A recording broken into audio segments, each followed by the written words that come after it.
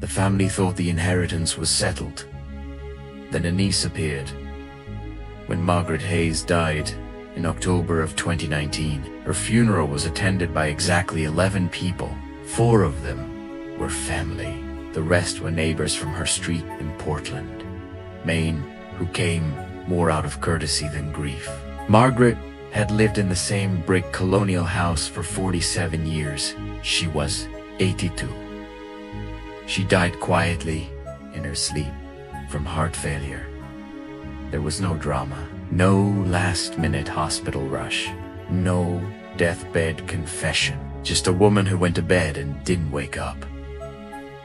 Her daughter, Claire, found her the next morning. By the time the will was read 3 weeks later, the family believed they understood exactly how things would unfold. Margaret had been specific. She'd written her will in 2015 with a lawyer named Donald Kershaw, a man she'd known since the 1980s. The will was clear, notarized, and legally airtight.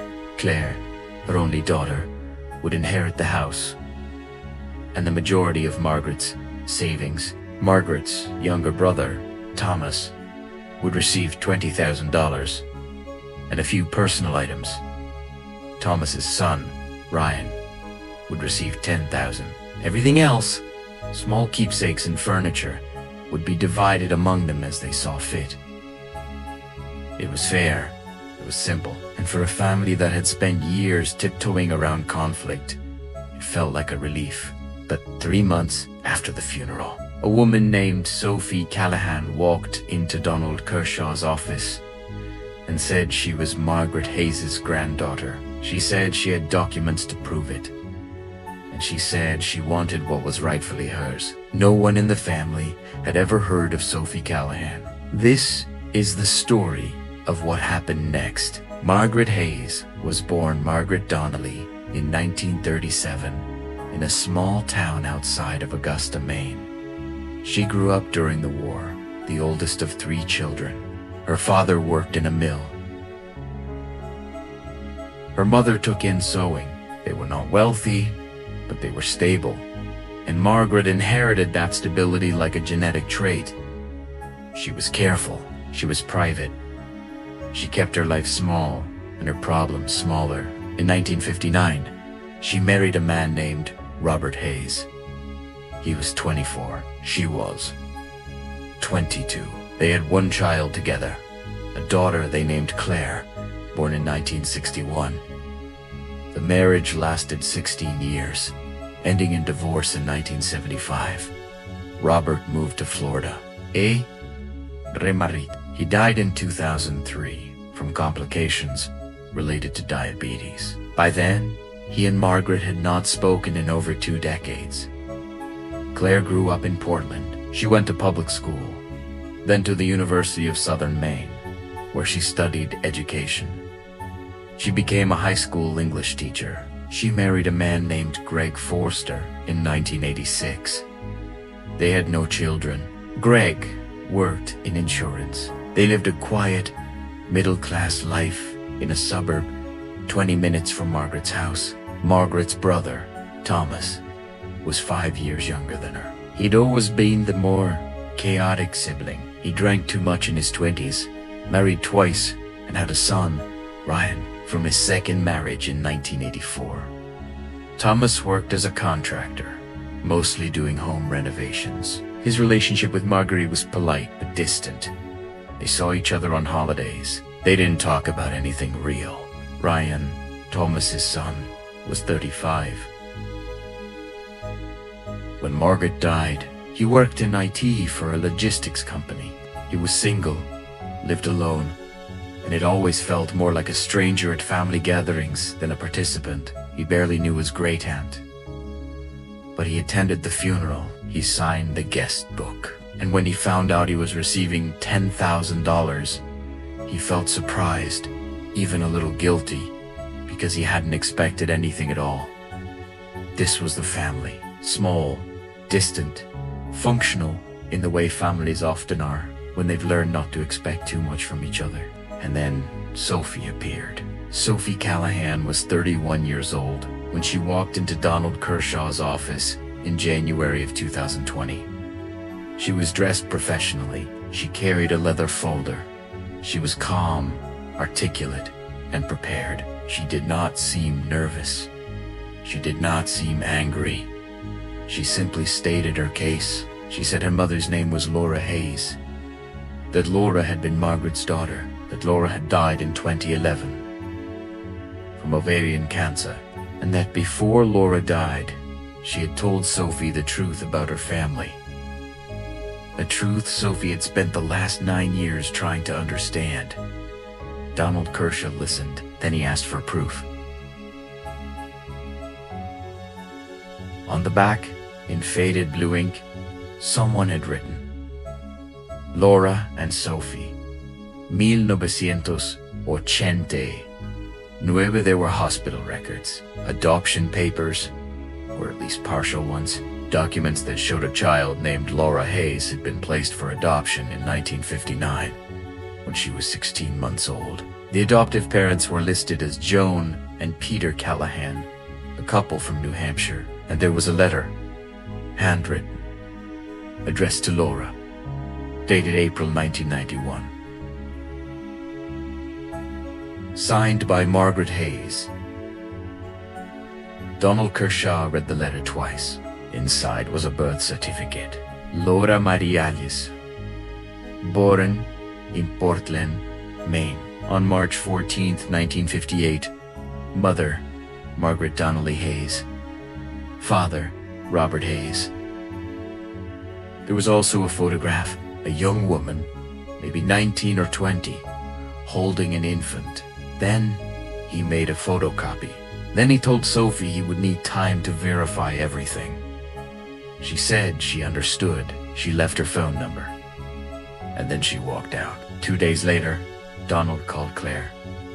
Claire Foster was 58 years old. She'd spent the last 3 months slowly adjusting to life without her mother. Margaret had been difficult, distant, and not particularly warm, but she had been constant. Claire had visited her twice a week. She had managed her medications.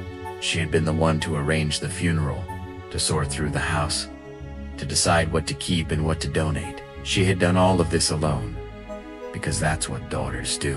When Donna told her about Sophie, Claire didn't believe him. She said it was impossible. She said her mother would have told her. She said there had never been any mention of another child. Not once. Not ever. Not in 60 years. Donald read her the letter. It began, Laura, I know you have questions. I know you deserve answers. But I need you to understand that the choices I made were not about you. They were about survival. Claire listened in silence. When Donald finished, she said, I need to see everything. 3 days later, Claire sat in Donald Kershaw's office with the folder open in front of her. She read the birth certificate. She studied the photograph. She read the letter 4 times. The letter explained that Margaret had given birth to Laura in 1958, a year before she married Robert. The father was a man Margaret did not name, someone she described only as a mistake I couldn't undo. Margaret had tried to keep the baby. She had tried to manage it on her own. But in 1959, her parents had forced her hand. They told her she could not raise a child out of wedlock. They told her it would destroy the family's reputation. They arranged for the adoption through a private agency. Margaret signed the papers. Laura was taken to New Hampshire, and Margaret never spoke of it again. Note to Robert, not to Claire. Not to anyone. In Teleter, Margaret wrote, I thought about you every year on your birthday. I wondered what kind of person you became. But I also knew that opening that door would only bring pain. For you, for me, for everyone. So I stayed silent. I'm sorry for that. I hope you can forgive me. Claire put the letter down. Her hands were shaking. She looked at Donald and said, This doesn't make sense. If my mother had another daughter, why wouldn't she leave her anything in the will?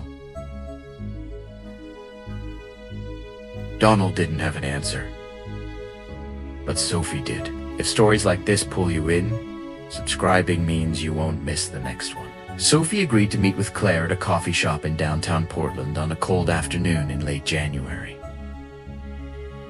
Claire brought her husband, Greg. Sophie came alone. They sat at a table near the window.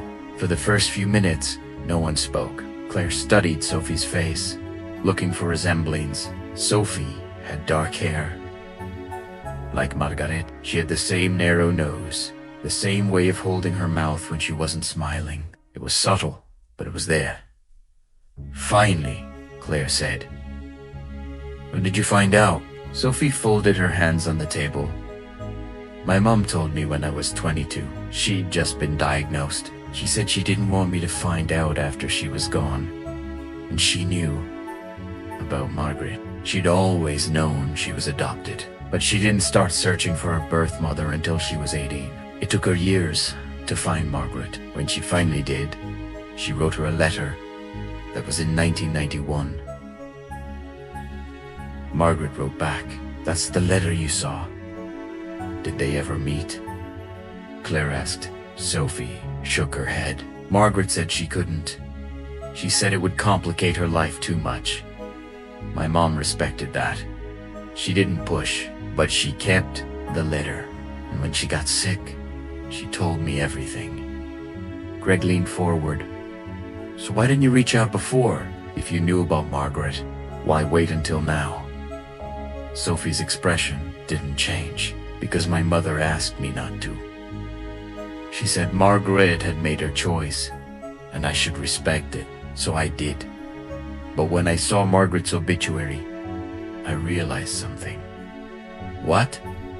Claire said. "That I existed, and that even if Margaret never acknowledged me, I still had a right to know where I came from." Claire felt something tightened in her chest. "This isn't about where you came from.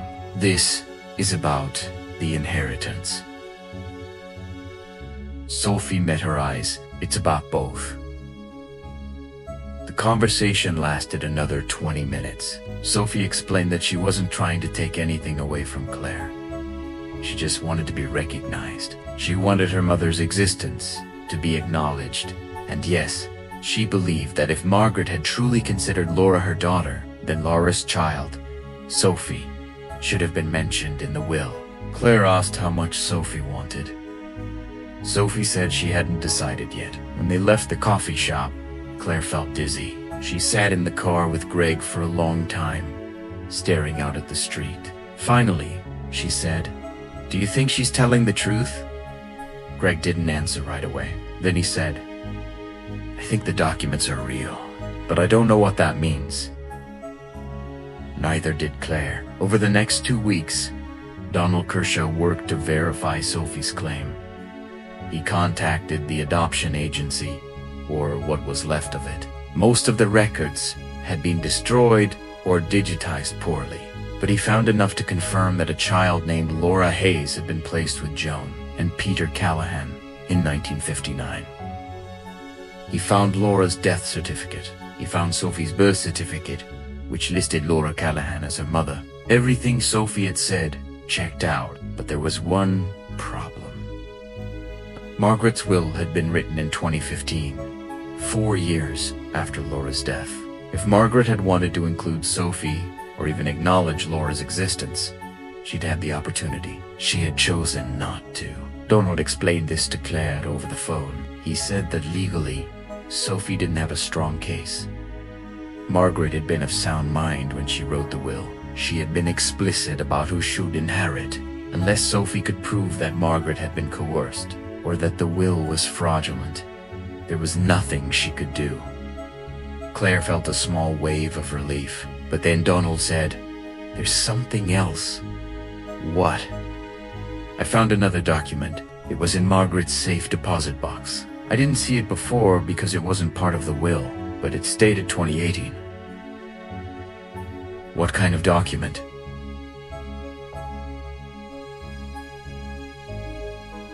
"A letter addressed to Sophie Callahan." Claire's stomach dropped. She met Donald at his office. The next day, he handed her the envelope. It had never been opened. On the front, in Margaret's handwriting, it said, "To be delivered to Sophie Callahan in the event of my death." Claire stared at it. "Why didn't you send this to her?"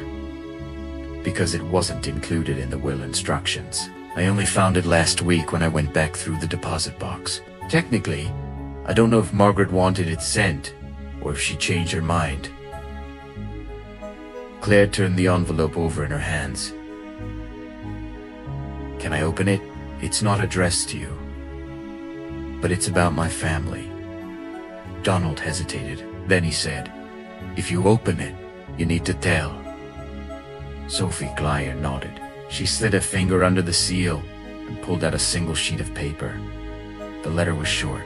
It read, "Sophie, if you are reading this, then you know the truth about your mother.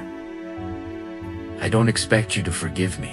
I don't expect you to understand. But I need you to know that I thought about Laura every day. I thought about the life she might have had if I had been braver. I thought about you, too. I know that doesn't mean much now, but it's the truth. I'm leaving you nothing in my will, because I don't believe money can undo what I did. But I'm leaving you this letter because I want you to know that you mattered. You always mattered. It was Signet Margaret Hayes." Claire read it 3 times. Then she set it down and started to cry. Greg found her that night, sitting at the kitchen table with a glass of wine she hadn't touched. He sat down across from her. "What are you thinking?" he asked. Claire didn't look up. "I'm thinking that my entire life was a lie." "That's not true, isn't it? My mother had a whole other daughter. She gave her away. She never told me. She never told anyone. And now this woman shows up. And suddenly everything I thought I knew about my family is just gone."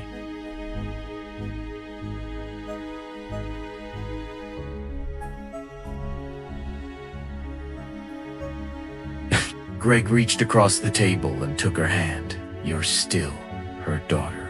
That didn't change. But I wasn't her only daughter. And she chose not to tell me for 60 years. She was ashamed. That's not an excuse. I'm not saying it is. I'm just saying. People are complicated." Claire pulled her hand away. "Do you think I should give Sophie the letter? I think it's addressed to her. But what if it makes everything worse? I don't think it can get much worse." Claire knew he was right. She called Sophie the next morning. They met at the same coffee shop. This time, Claire came alone. She brought the letter in a plain envelope. She slid it across the table. "This was in my mother's safe deposit box," Claire said. "It's for you." Sophie picked it up. She didn't open it right away. She just held it. "Did you read it?" she asked. Claire nodded. And I think you should read it yourself." Sophie opened the envelope slowly. She read the letter in silence. When she finished, she folded it carefully and put it back in the envelope. Her eyes were wet, but she didn't cry. "Thank you," she said quietly. They sat there for a while, not speaking. Finally, Sophie said, "I know this is hard for you." Claire let out a bitter laugh. "You have no idea." "I do, actually. My mom spent her whole life wondering why she wasn't enough. Why Margaret couldn't just choose here. And now I'm sitting here holding a letter from a woman who says I mattered, but who didn't leave me a single thing in her will. So yeah, I think I understand." Claire felt something shift inside her. For the first time, she saw Sophie not as a threat, but as someone who had been hurt by the same person. "What do you want?" Claire asked. Sophie thought about it. "Then say Saeed. I want my mother to be acknowledged. I want people to know she existed. That's all." "That's not all." You want money. I want what's fair. And what's fair? Sophie met her eyes. I don't know yet. Over the next month, Claire tried to move on. She went back to work. She avoided talking about Sophie with anyone except Greg. She told herself that the letter had been enough, that Sophie would let it go. But Sophie didn't let it go. In early March, Sophie hired a lawyer. His name was Martin Pierce, and he specialized in estate disputes. He contacted Donald Kershaw and requested a formal review of Margaret's will. He argued that Margaret's intent had been unclear, that the letter proved she had thought about Sophie, and that excluding her entirely constituted a moral, if not legal, failure. Donald explained, again, that Margaret's will was legally sound. Martin said he understood, but he also said that he intended to file a petition with the probate court, arguing that Sophie was entitled to a portion of the estate as Margaret's biological granddaughter. When Donald told Claire, she felt something inside her harden. She said she just wanted to be acknowledged, Claire said. Now, she's suing me.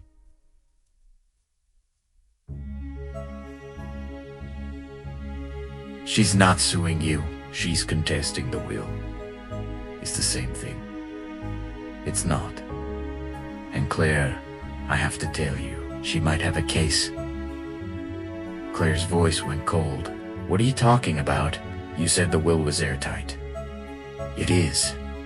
But the letter complicates things. It shows that Margaret was thinking about Sophie, that she felt guilt. A judge might interpret that as intent to provide for her, even if she didn't explicitly do so in the will. That's insane. It's probate law. Claire hung up. She spent the rest of the day pacing her house, feeling a rage she hadn't felt in years. She thought about her mother, about all the years she'd spent taking care of her, visiting her, listening to her, complain about her aches and her neighbors and the weather. She thought about how Margaret had never once mentioned Laura, never once hinted that there was a secret buried so deep that even death couldn't keep it hidden. And now, because of that secret, Claire was going to lose part of her inheritance to a stranger. That night, she called Thomas. Thomas Hayes was 77 years old. He'd been in declining health for the past 2 years, struggling with arthritis and high blood pressure. He lived in a small apartment in Lewiston, about 40 minutes from Portland. When Claire told him about Sophie, he was silent for a long time. Then he said, I don't believe it. It's true. I've seen the documents. Margaret never said anything. I know. So what do you want me to do about it?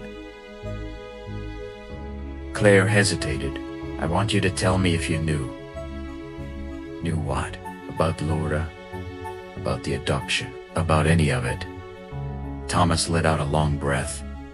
No, I didn't know. I was 5 years old in 1959. You think they told me anything? But later, did she ever mention it? Never.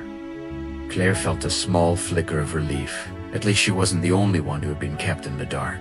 This woman is trying to take part of the estate, Claire said. I need your help. Help how? I need you to testify. If this goes to court, I need you to say that Margaret never mentioned another daughter, that she never intended for anyone outside the will to inherit. Thomas was quiet. Then he said, Claire, I don't want to get involved in this. You're already involved. You're in the will. Barely. I got $20,000. That's nothing. It's more than Sophie got. Thomas sighed. Look, I'm sorry this is happening to you, but but I'm too old and too tired to fight over money. It's already been divided. If you want to contest it, that's your choice. But leave me out of it. Claire wanted to scream. Instead, she said, fine. She hung up and sat in the dark. The probate hearing was scheduled for late April. In the weeks leading up to it, Claire barely slept. She went over every document, every letter, every piece of evidence Donald had gathered. She tried to find something, anything that would prove Sophie didn't deserve a cent. But the more she read, the more she realized something she didn't want to admit. Sophie was telling the truth. Laura had existed. Margaret had given her up, and for the rest of her life, Margaret had carried that guilt like a stone in her chest. The letter made that clear, but that didn't mean Sophie deserved the inheritance. It didn't mean Claire had to give up what was rightfully hers. On the morning of the hearing, Claire arrived at the courthouse with Greg and Donald. Sophie was already there, sitting on a bench outside the courtroom with Martin Pierce. She was wearing a dark blue dress. She looked calm. When their eyes met, Sophie gave a small nod. Claire looked away. The hearing lasted 2 hours. Martin presented the birth certificate, the adoption records, the letter from Margaret, and the second letter from the safe deposit box. He argued that while Margaret's will had been legally sound, it did not reflect her true intentions. He pointed to the letters as evidence that Margaret had thought about Sophie, had acknowledged her existence, and had felt remorse for excluding her. Donald countered by arguing that intent and execution were not the same thing. He said that Margaret had written her will in 2015, fully aware of Laura's existence and Sophie's existence, and had chosen not to include them. He said that a letter expressing guilt was not the same as a legal directive. The judge listened carefully. He asked questions. He reviewed the documents, and then he said he would issue a ruling within 30 days. Claire left the courthouse feeling hollow. 3 weeks later, the ruling came. The judge acknowledged that Margaret's will was legally valid, but he also acknowledged that the letters demonstrated a relationship, however distant, between Margaret and Sophie. He ruled that Sophie was entitled to a portion of the estate as a matter of equity, not law. He awarded her $50,000. Claire read the ruling in Donald's office. She didn't cry. She didn't shout. She just stared at the paper. $50,000, she said quietly. It could have been worse, Donald said. How? She asked for a third of the estate. That would have been closer to $200,000. Claire set the paper down. So I'm supposed to feel grateful. Donald didn't answer. That night, Claire sat with Greg in their living room. The house was quiet. The television was off. Are you going to appeal? Greg asked. Claire shook her head. What's the point? What's the point? The point is that it's your money. It's not about the money anymore. Then what's it about? Claire didn't answer right away. Tense aside, it's about the fact that my mother lied to me for my entire life, and now I'm paying for it. Greg reached for her hand. You're not paying for it. You're just dealing with the consequences. That's the same thing. It's not. Claire pulled her hand away. I don't want to talk about this anymore. Greg nodded. He stood up and left the room. Claire sat alone in the dark, thinking about her mother. She thought about all the times Margaret had sat at the kitchen table, drinking tea, talking about nothing. She thought about the way Margaret had folded her hands in her lap, the way she looked out the window as if she were somewhere else. She wondered how many times Margaret had thought about Laura during those moments. She wondered if Margaret had ever thought about telling her, and she wondered if, in some small way, Margaret had wanted to be caught. The $50,000 was transferred to Sophie in early June. Claire signed the paperwork without reading it. She just wanted it to be over. Sophie sent her a message a week later. It was short. It said, "Thank you. I know this wasn't easy. I hope one day you can understand why I had to do this." Claire deleted the message. She never responded. In the months that followed, Claire tried to return to normal. She went back to teaching. She spent time with Greg. She sold Margaret's house in August and used the money to pay off their mortgage. She donated most of Margaret's belongings to charity. She kept a few photographs, a necklace, and a set of china that had belonged to Margaret's mother. She did not keep the letters, but she thought about them often. She thought about the daughter Margaret had never mentioned, the granddaughter Margaret had never met, the secret that had stayed buried for 60 years, only to surface 3 months after Margaret's death. And she thought about the fact that Margaret had known. She had known that the truth would come out eventually. She had known that Claire would find the letters. She had known that Sophie would appear, and she had done nothing to prepare her for it. In October of 2020, exactly 1 year after Margaret's death, Claire received a phone call from Sophie. She almost didn't answer, but something made her pick up. Hello? Hi. It's Sophie. And I wanted to say that I'm sorry. For what? For how this all unfolded. I know it hurt you. I know you feel like I took something from you. And I don't expect you to forgive me. But I wanted you to know that I didn't do this to hurt you. I did it because I needed to feel like I belonged somewhere. Claire felt a lump rise in her throat. And do you feel like you belong? Sophie was quiet for a moment. Tense sighed. No. Not really.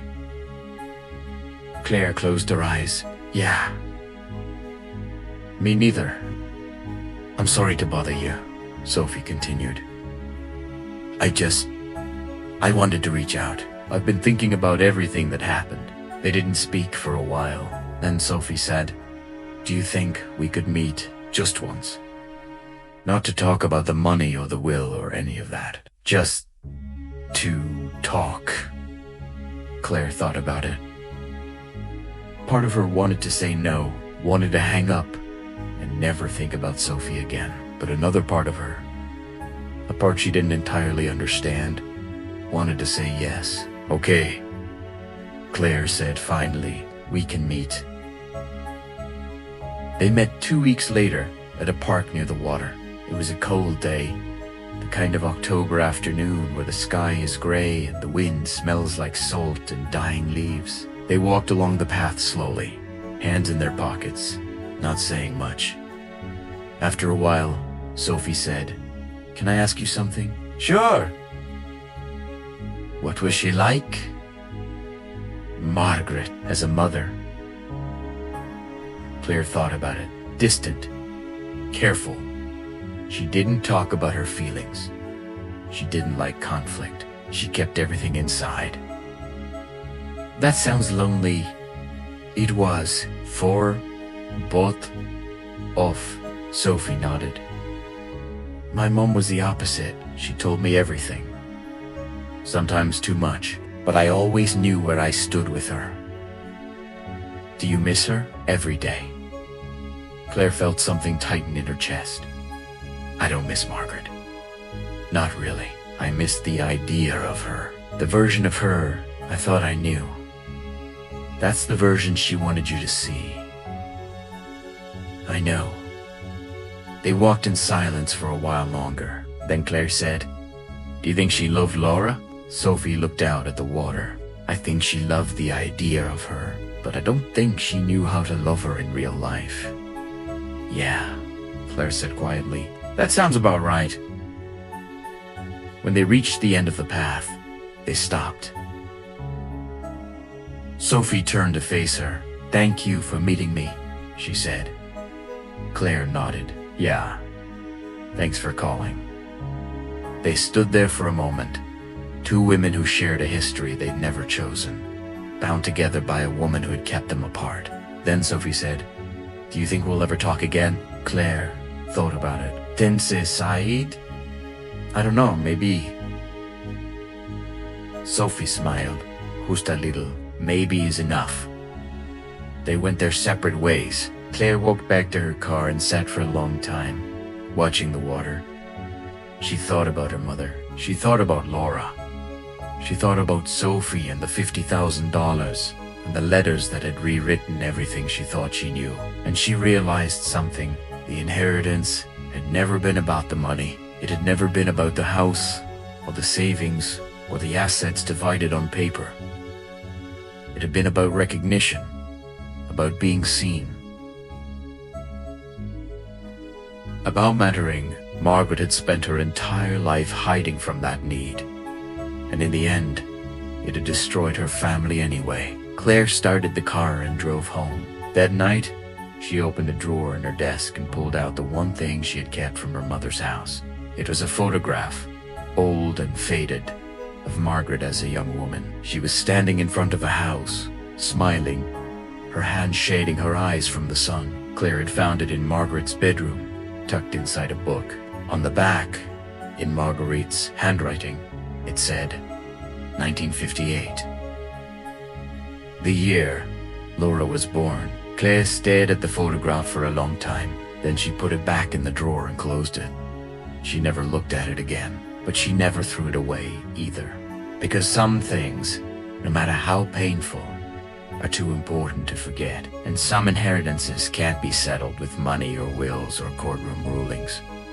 They stay with you, in the silence, in the questions that never get answered, in the moments when you realize that the people you thought you knew were strangers all along. Margaret Hayes had left behind a house, some savings, and a carefully written will. But what she really left behind was a family that would never be whole again, and a truth that no one had been prepared to inherit.